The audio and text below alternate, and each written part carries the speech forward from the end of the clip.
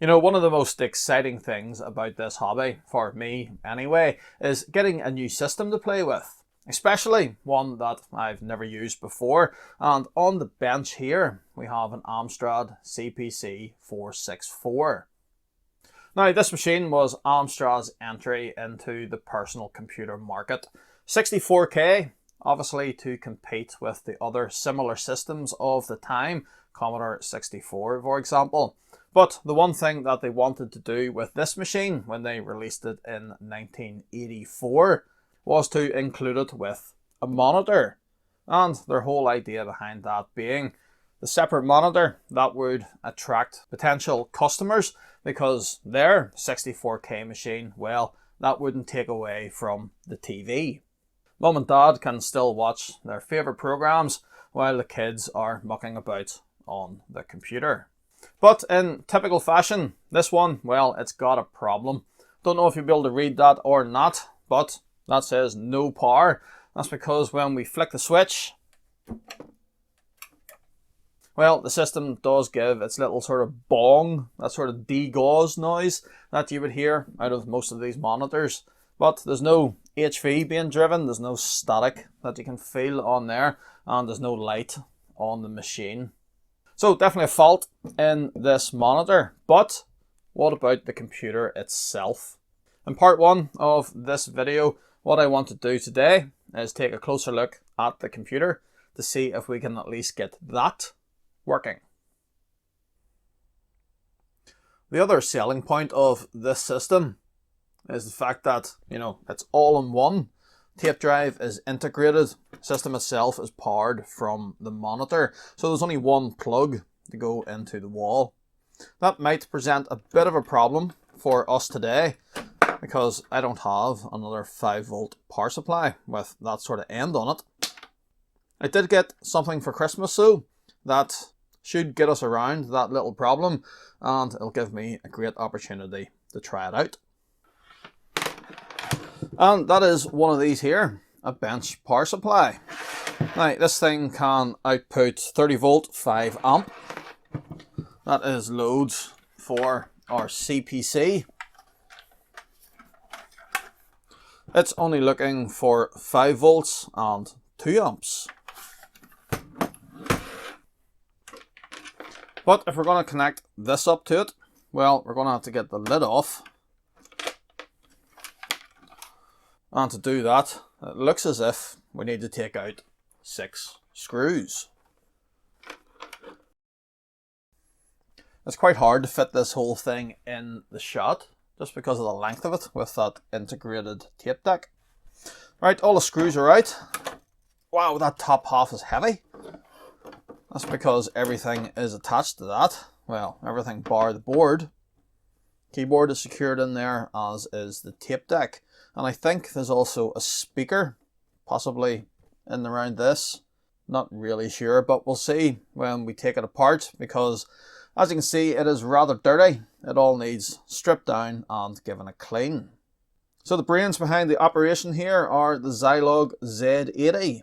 Supposedly this system was originally going to use the 6502, but for reasons that I am completely unsure of, so I'll not guess, they changed to the Zilog. I would assume that is our RAM there, the 64K of it. Something hiding underneath a bit of a heatsink. If I had to guess, that's possibly our ROM. Sound chip there, and a couple of other custom parts. That one has a Toshiba badge on it. Well, we'll figure it out as we go. Tape deck just disconnects, and it looks as if the keyboard disconnects at this end.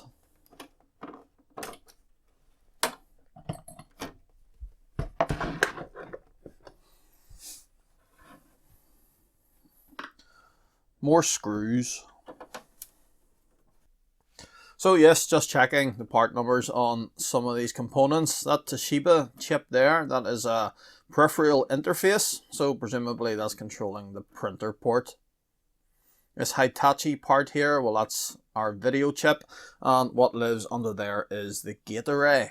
All the rest of what you see here, other than the RAM chips, it's all just 7.4 series logic. And it seems that the board that I have here is quite an early revision. Copyright 1983 after all. This is more or less the first revision. The only thing that was added to this one over here is an extra row of pins here for a different type of keyboard connector. And from what I can tell, that would have used a ribbon to the keyboard rather than the individual wires. I think I'd rather have this, to be honest. All those ribbons of this sort of age, well, as I'm sure you well know, they start to fail. But we can lift that out of the way. Needs a really good dusting, doesn't it? As does that. And I just want to strip this down as well. Oh dear, one nasty looking keyboard. That will need a bit of love. Pull all the keycaps off, we'll give it a really good clean. And that would really need rubbed down and painted, wouldn't it? Don't think I'll be able to do that today though. Regardless, I will give it all clean.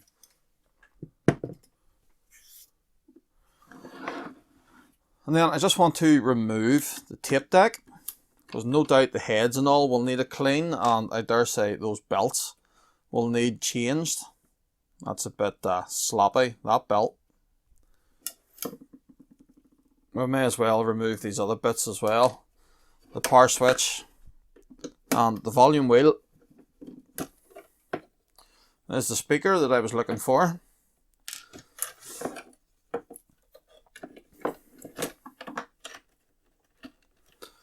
Now, how do we get the LED out? Because it actually looks like that has been welded in there. Can I disconnect the LED? Nope. That's just going to have to stay like that while I give the rest of it a clean. I don't want to break that off. It looks like that has been glued in, or the plastic's been melted around it. Been welded in, not sure. We'll just leave that.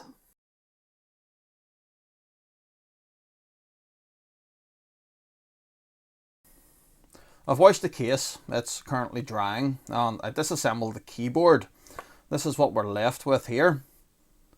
It is a bit of a state, it has rusted quite badly. I've cleaned that up as best as I can, but getting in between these sort of plastic things is very difficult. And to be honest with you, I have no idea how those come off, if they even can come off. Given all the bits of plastic here that's joining everything on the back, it would make you think that it wants to go that way, but even just take that one for example, it is not budging. So I don't really know what to do here. I would like to paint that. I suppose I could go over it with a brush, or even just give it all a very light coating of black spray paint. I'll have a think about that. But the other thing we can do in the meantime is take a look at this tape drive. I want to change that belt, and we may as well change that one too. That belt is okay. As you can see, it's turning the counter, but since we're in here, I think we'll just change them. Now this one looks like it'll come off easily enough without removing any screws. Just like that. I have a little bag of belts here. Let me see if I can find one the same size. That one's not bad. You can see obviously that that belt has stretched quite a bit. That one is just ever so slightly smaller, so I think that will work quite well. If I could get it in there.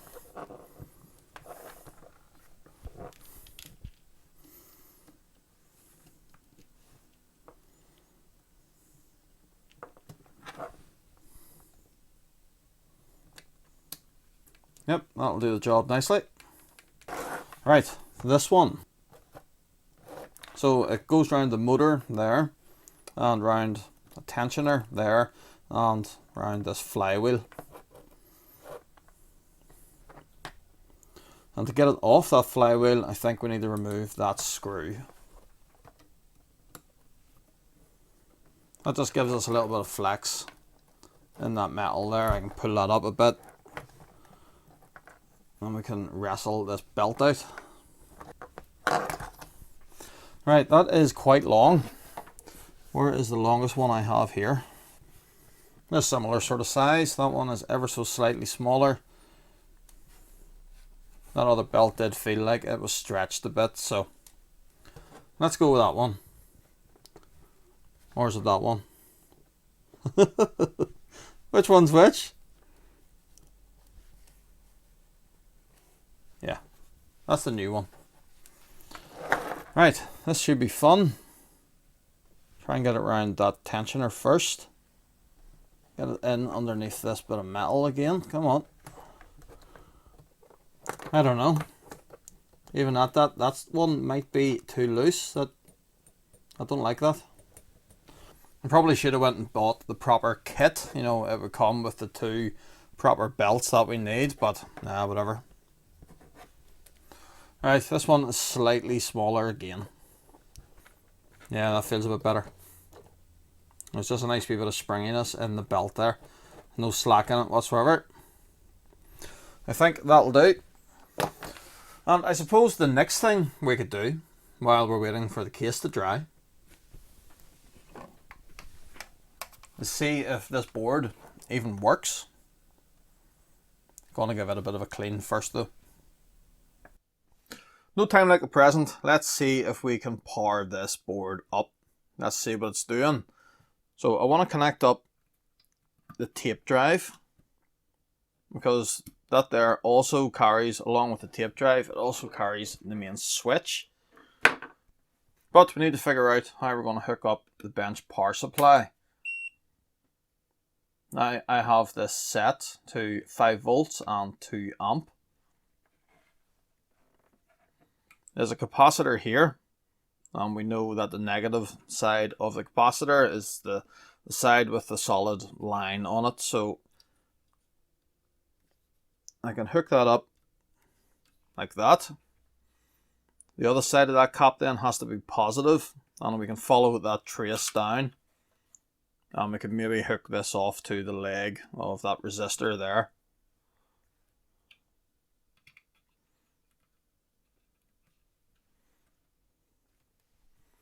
Sort of like that. Let's see if it's going to do anything. Well, system is drawing 0.873 of an amp.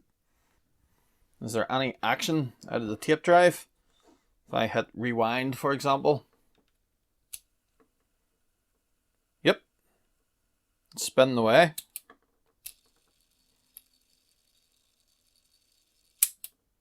Yeah. That seems good. And you might have noticed there when we were doing that, the load increased ever so slightly, still under 1 amp though. But is this actually doing anything?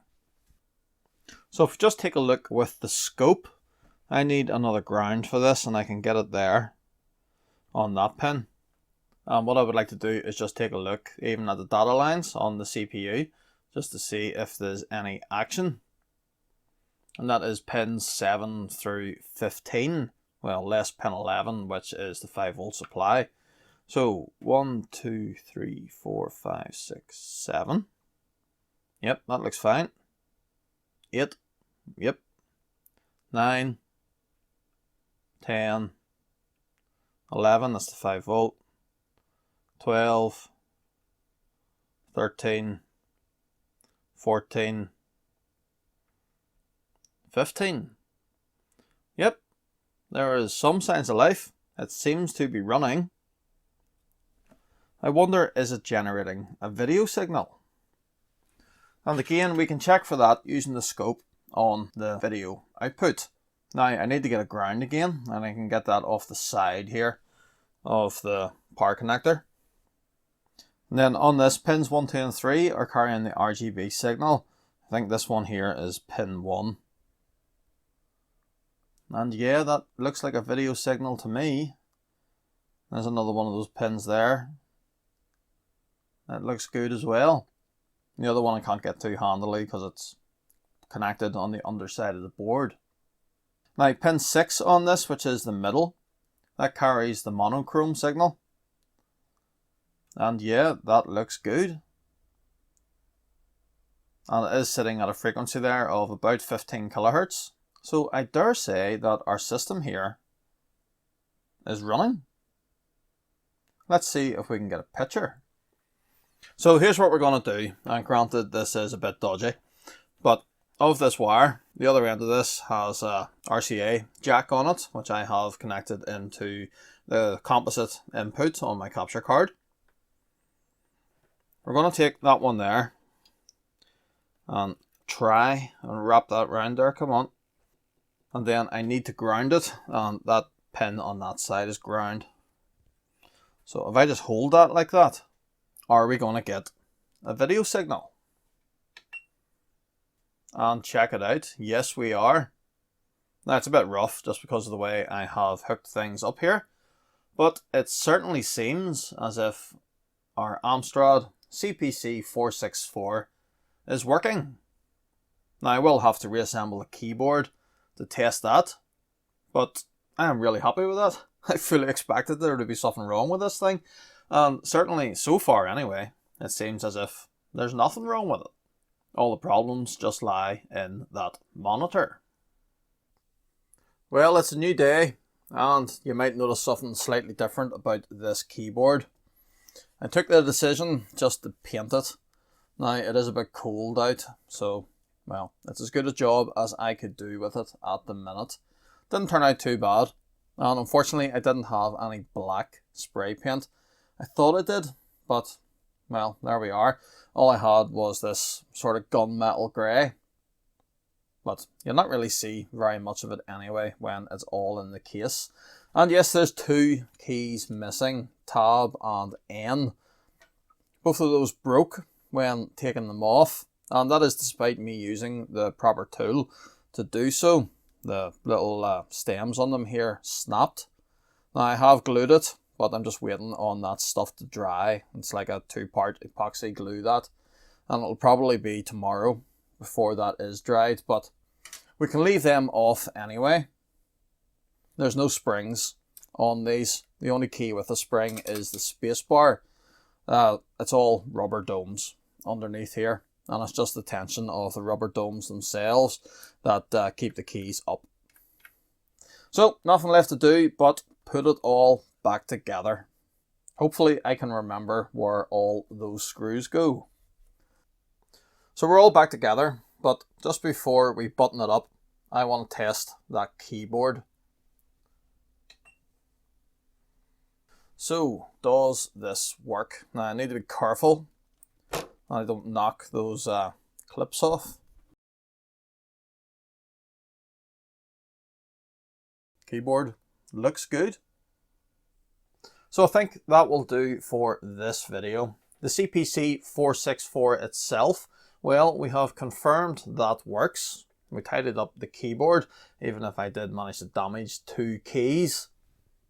That glue's almost dry now, actually, but I'll just leave it until tomorrow. Give it another 12 hours or so just to make sure it is rock solid. We've also changed the belts in that tape deck.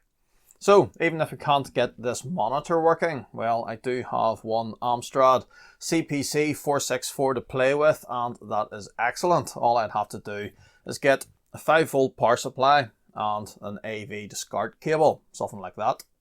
But I do want to tear into this monitor. We'll do that next time. I suspect it probably needs a recap. I'm taking a look online to see where other people have had problems with this thing. There's a couple of little ICs in there that tend to fail, so possibly one of them or maybe both of them have give up. But we'll tear it apart and see if we can't get it fixed. In terms of software for this machine, well, I had hoped that some of the tapes I have ordered would have arrived by now, but well, there we are, they're not here. So I can't show you that today, but I have ordered 3 games just to get me started, and yes, they are on tape. Now I would like some sort of maybe floppy emulator for this. One of the ports on the back of this is for a floppy disk drive, There's no way I'm going to be getting the real thing, because one actually sold on eBay there recently. I think it was £300 or £400 that it went for, which that's just crazy. I'm only getting started in Amstrad CPC464 land. I'm not dropping that sort of money on expansions. There is the likes of the DDI5, which is a floppy emulator, and Mr. Lurch over on his YouTube channel, well, he did a really good review of that just before Christmas, and I would recommend you go check it out. So I may consider something like that for this, although that in itself is £90. Ideally, just for me starting off with this, I'd like something a bit cheaper than that maybe. Maybe something along the lines of the SD to IEC converter that you can get for the Commodore 64s. Those are about half the price of that DDI5. Although granted, that thing is a lot more than just a floppy disk emulator. So if anyone has any suggestions of what I can do to get software onto this, well, please let me know. And yes, it is another themed month on YouTube. This one's called Janstrad, where we're all looking at the Amstrad machines. So if you want to see more similar content, just search for that hashtag. But that's it from me for now, so see you next time.